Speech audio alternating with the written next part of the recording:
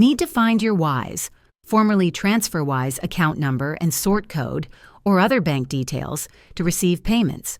Locating these details is crucial for receiving funds into your multi-currency account. In this guide, I'll show you how to find your WISE account details. To find your WISE account details, open the WISE app or log in to your WISE account on their website. Navigate to the specific currency balance you wish to receive money into, e.g., GBP for a sort code and account number or USD for an ACH routing and account number.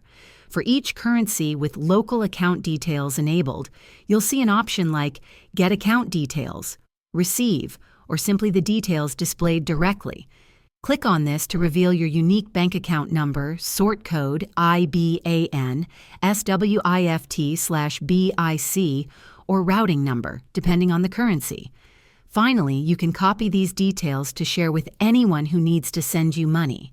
Remember that these are unique to your WISE account for receiving payments in that specific currency, and there you have it.